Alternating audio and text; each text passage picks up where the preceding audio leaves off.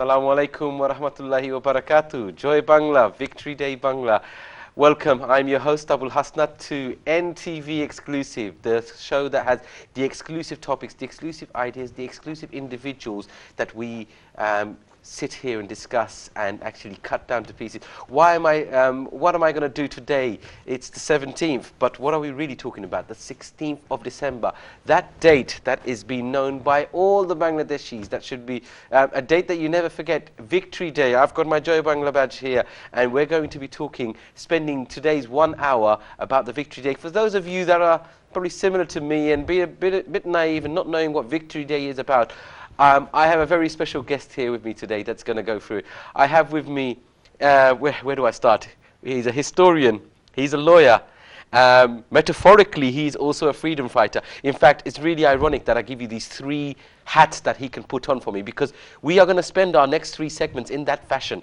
First segment, we're talking about history, and he's going to be our historian for that. In the second segment, we're talking about the influences from here. He's a freedom fighter in that context. In the final segment, we're going to look at nowadays perspectives and nowadays opinions, and in that context, we can be looking at. So, with great pleasure, I welcome you, Barrister Anis Rahman, OBE. Assalamu alaikum wa rahmatullah. It's an absolute honor to have you, and I have to say that it was. It's marvelous that I have you, because I can actually exploit your three different hats to go through Victory Day.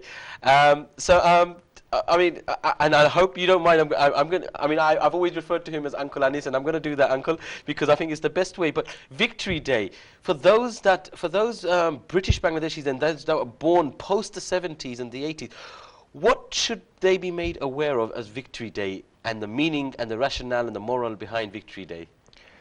Thank you, Hasnath. I'm very pleased to be here, and thank you for inviting me. It's a very special occasion today, and you have got the Bangladesh flag here. We are British Bangladeshi. That's the number one thing that we have to understand.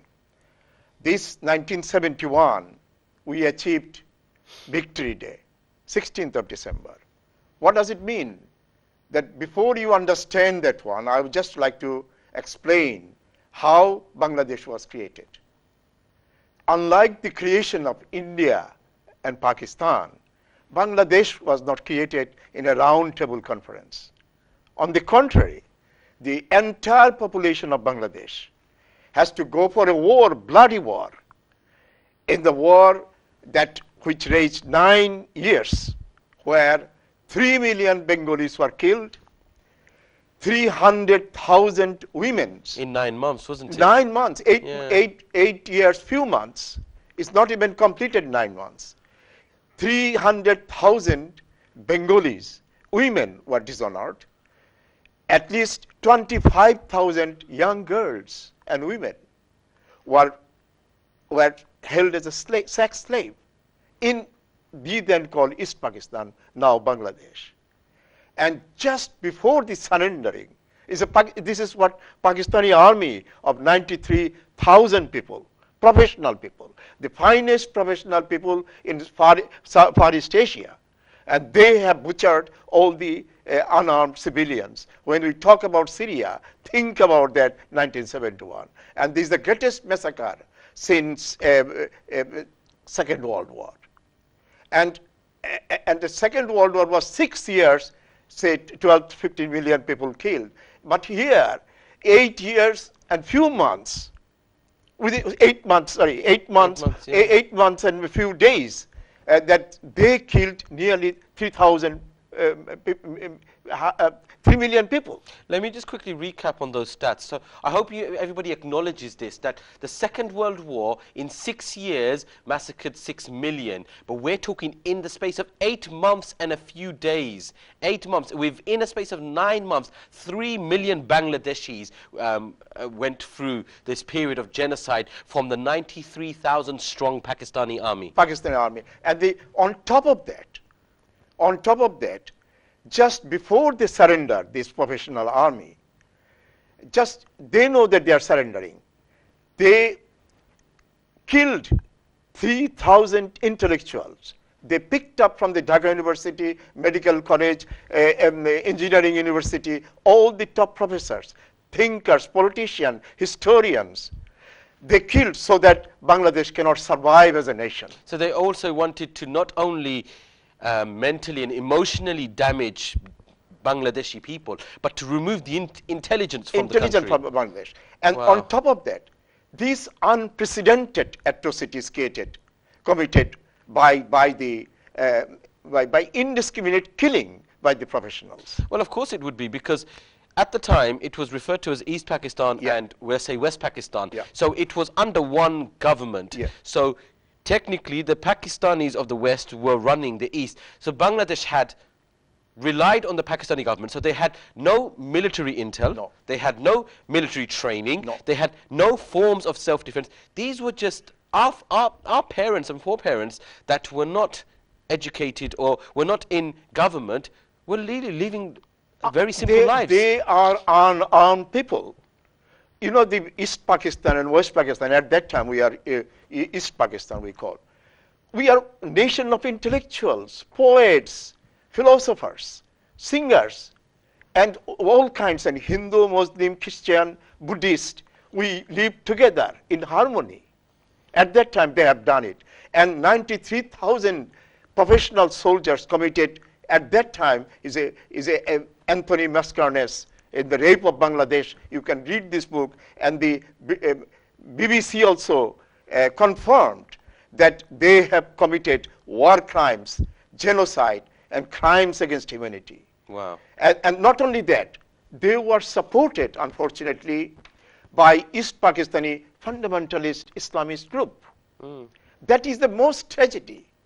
And their paramilitary groups known as Al-Shams, Al-Badrs, and Rajakars. They knew where the Bengalis are, where the intellectuals are, where the nationalists are. And they targeted those people and brought them to the Pakistani army, and they killed them. I see. So that was the stage of brutality created in Bangladesh before 16th of December. Yeah. So again, just for me to take this opportunity to remind everybody what happened at that time. So a stronghold army of 98,000 Pakistani soldiers covertly on the night of the 25th, 93,000 soldiers on the night of the 25th of March 1971 decided to attack the weak and the influential but educated Bangladeshis, resulting in 300,000 women being abused. 25,000. 25,000, sorry, 25,000 women being abused, and ultimately 3 million people falling victim and being killed as part of this genocide carried out by Pakistan in 1971. Those are some stats for you to take in, and the fact that, you know, for those of you that are British born and weren't aware of it, this is very big, and you know, I can't thank you enough, Uncle Anis, for this. But I want to sort of backstep a bit, because what was the cause of this, the history? Because you know, we have a few dates in mind: 1947, 1952. Tell us a bit about what the history is and what caused the Pakistani army to conduct such genocide against the Bengalis. Yes. Yeah, that is a very important question you asked, and I'm going to give you answer. Now, historically, because as you mentioned that I'm a historian as well, we first lost the independence in Bengal. So, for example, 1757 by the British. Nawab Sirajuddaulah was the last Nawab of Bengal, and he was mercilessly killed and defeated by Robert Clive of India, and he was the British agent. So 1757 to 1947, we got India, Pakistan achieved independence, and we became, because we are in the East, we became East Pakistan, and the other part is West Pakistan, more than 1,000 miles away from and in between India. So that was the creation of the then East Pakistan, and we are called East Pakistan. But what they did during these 24 years, I think, you will see they have exploited us. The Bengalis, they got the old, fertile land, agriculturally very rich country. We produce the goods, sent to abroad, but the profit is to go to Pakistan. But East Pakistan, they created a protected colony. You understand? And the captive market for their interest. And after that, Jinnah, the founder of Pakistan, was Jinnah. When Jinnah died, very early, he made one mistake. He came to Dhaka, 1952, and because they were speaking Urdu, and we are speaking Bengali, 1951 he said the state language shall be Urdu and Urdu alone. That created a problem in East Pakistan. They said, it means that do I have to speak to my mother in Urdu? I'm a Bengali, and we speak in Bengali for all generation after generation. Why we have to change all this? He said, no, no, no. The mainly students, they said, no, we shall never surrender that one. As a result, 1952, there was a massacre. A lot of students were killed. And that's called, we call Martyr Day, Shahid Divas. It was 52. So that's the beginning of our revolution. 1952 is like French Revolution, 1757, Rousseau, Voltaire, Montesquieu, the way they started. Our revolution started by the death of a few students at that time. And this is how we started our year. At the end of the day, there was no civil administration in Pakistan, because there was a treachery, murder, as eventually military rule came. Ayub Khan came. And then after Ayub Khan, Yahya Khan came. Yahya Khan came, and there was always protest from East Pakistan, and mainly from students and others. He said that no, we want a civil rule, we elected reform, we want a democracy. So eventually Yahya Khan, General Yahya Khan, he agreed to give election, general election, and he promised that whoever wins will be the prime minister of that country. And in 71, at the end of the 71, Awami League is headed by Sheikh Mujibur Rahman. He won almost all the seats except 2. So obviously he was the majority leader, and our demand was that he should be the prime minister of this country. And he was bargaining. Yahya Khan say yes, no, yes, no. He goes to Pakistan, and the Bhutto on the other side, he got the minority leader, and he wants to take power because he thinks Bengali should not be the prime minister. You understand? Yeah. Look at that.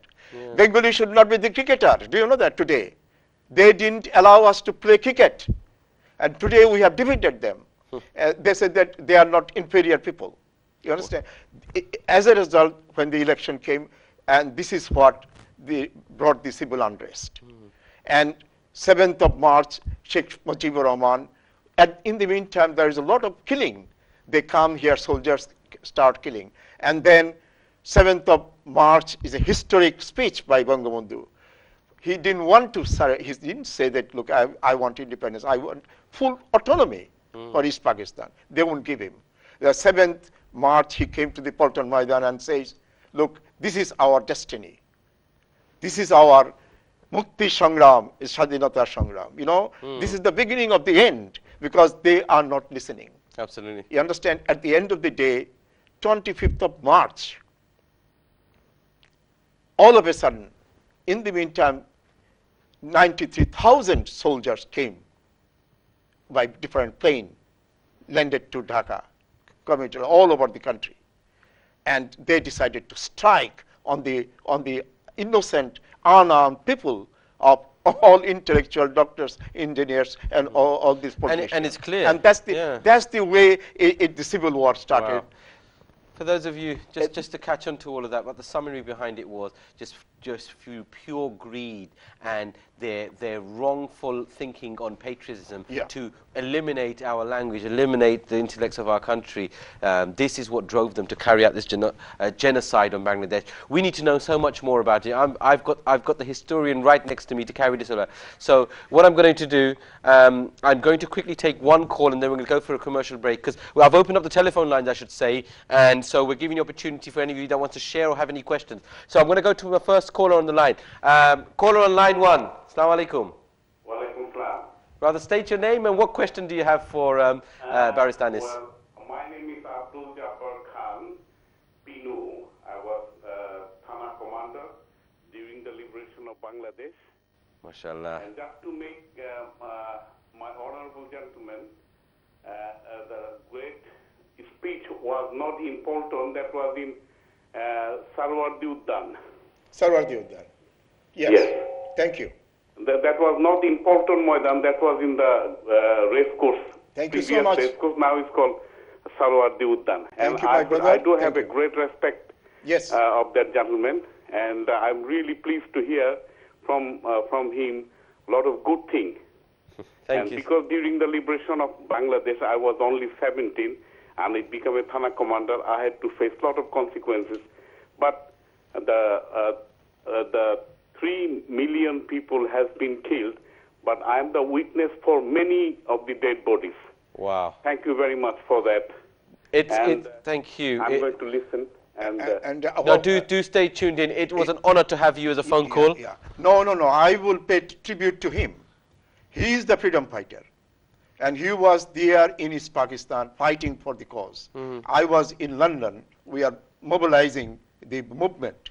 So I respect him. I salute him because he rectified my, point. That Thana Commander Abdul Jabbar, thank you so much for your call. These call. are the people we must not forget. We are if we get the opportunity, and if you've experienced something that you wish to share with us, please get on the telephone line and give us a call. We need to go for a quick break. We slightly overrun, but please don't go away. When you come back, we have some footage of the Surrender Day, which was taken courtesy of British television. ITN News gave us some footage of Victory Day. We want to see that. I have so many more questions. Me as a young man, a British Bangladeshi, I have so many more questions for Barrister Anis Rahman. Please don't go away. I will see you very shortly. Wassalamu alaikum wa rahmatullahi wa barakatuh.